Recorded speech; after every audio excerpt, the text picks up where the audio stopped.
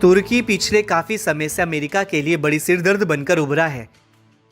NATO member होने के बावजूद तुर्की संगठन विरोधी कदमों को अंजाम दे रहा है। एक बार फिर तुर्की के खलीफा नाम से चर्चित राष्ट्रपति एर्दोगन ने भड़काऊ बयान देकर नाटो देशों में खलबली मचा दी है। एर्दोगन ने इस्लामी देशों को इजराइल के खिलाफ एकजुट होने की मांग की। एर्दोगन ने इजराइल के विस्तारवाद के बढ़ते खतरे के खिलाफ गठबंधन बनाने का भी प्रस्ताव रखा। तुर्की के राष्ट्रपति का हालिया बयान ऐसे समय आया है जब हाल में एक तुर्की अमेरिकी महिला की वेस्ट बैंक में कथित तौर पर इजरायली सैनिकों की ओर से गोली मारकर हत्या की गई। दावा है कि महिला इजराइल के वेस्ट बैंक में नई बस्ती बसाने के खिलाफ विरोध प्रदर्शन में शामिल होने पहुंची थी।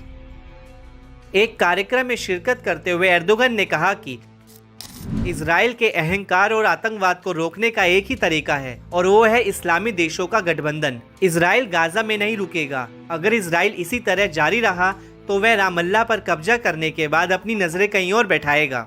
इलाके के अन्य देशों की बारी आएगी। इजराइल फिर लेबनान और सीरिया की ओर आएगा। वह टाइग्रिस और फरात के बीच हमारी मातृभूमि पर अपनी नजरें रखेगा। इजराइल हर उस नक्शे के साथ खुलेआम ये बात कहता है जो उसके सामने खड़ा होता है। इजराइल पहले से ही घोषणा कर रहा है कि वह अकेले गाजा पर कब्जा करके संतुष्ट नहीं होंगे। इसलिए हम कहते हैं हमास मुसलमानों की ओर से विरोध करता है। हमास न केवल गाजा की रक्षा कर रहा है बल्कि ये इस्लामी भूमि तुर्की की रक्षा कर रहा है।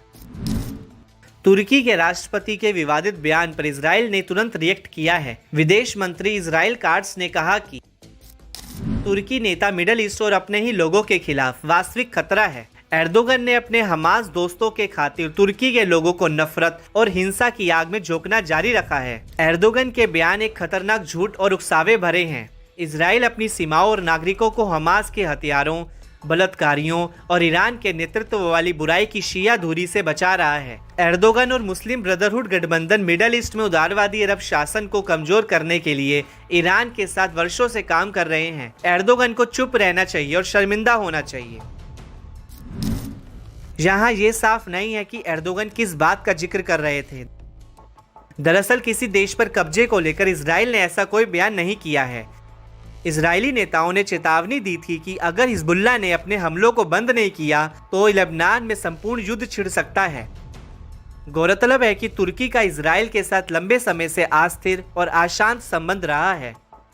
7 अक्टूबर को गाजा युद्ध के बाद से तुर्की ने बार बार इजराइल पर नरसंहार का आरोप लगाया है। वहीं स्वतंत्रता सेनानियों के रूप में हमास की तारीफ की है, जबकि इजराइल की तुलना नाजी जर्मनी से की है।